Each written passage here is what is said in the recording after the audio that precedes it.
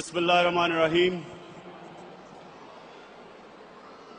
Ladies and gentlemen, first of all, I really want to thank the Unity, the Global Peace and Unity organization to get me here. Give me about 15 minutes to talk to you.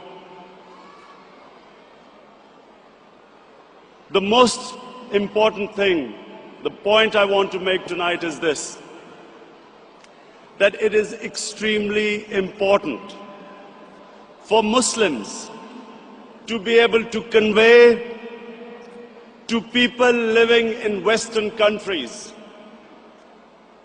that there is no correlation between Islam and terrorism. Unfortunately, through a planned campaign, Islam and terrorism have been linked, and 1.3 billion Muslims are on the back foot, on the defensive, trying to justify that Islam has nothing to do with terrorism. And what the point you need to make is this, that according to the Holy Quran, 124,000 messengers of God were sent on earth, all of them with one message. And the message was that the Almighty wanted us to be human beings rather than intelligent animals. Animals believe in might is right, survival of the fittest, whereas human beings have compassion and justice. And Muslims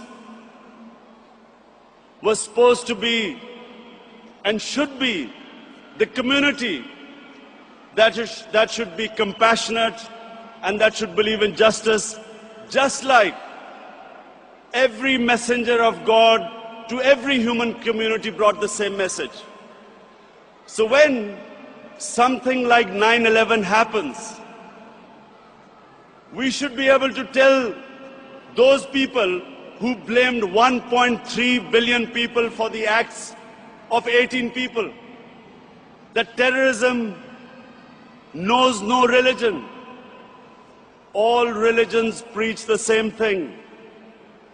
And unfortunately, we do not have either the political or intellectual leadership in the Muslim world to be able to convey our point of view.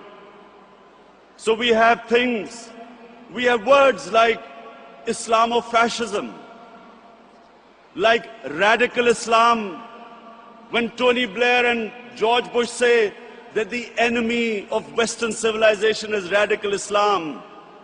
How is the man in the street in the West supposed to differentiate between a moderate Muslim and a radical Muslim? And why is Islam the issue? Before 9/11, 70% of all suicide bombings was by Tamil Tigers in Sri Lanka. No one ever blamed Hinduism for what they were doing. No one ever said that tell the Hindu priests to tell them that suicide bombing is not part of Hinduism. So why were we on the defensive? How is suicide bombing anything to do with any religion? And unfortunately, because we did not have the leadership, and because sadly in the Muslim world, there were people who played along the game, called themselves moderate Muslims. We had military dictators, in order to get Western support, called themselves enlightened moderates, perpetuating this image that perhaps it's something to do with Islam or radical Islam. All human communities have moderates, have liberals, have conservatives, and have fanatics. Islam also has its fanatics, but the moderate majority is always liberal, because our religion preaches, our religion accepts other communities and other religions. We all know that Islam believes in plurality. Muslims have lived with other religions. We have lived with Hindus, we have lived with Buddhists, we have lived with Jews, Christians.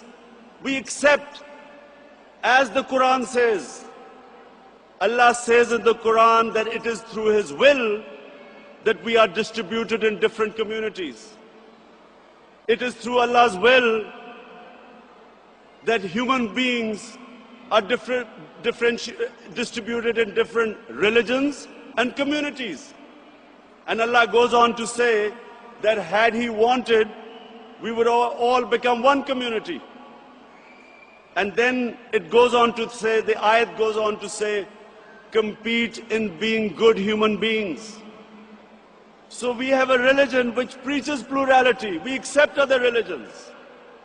Nowhere does Allah tell us to convert everyone to one monoculture or mono-religion.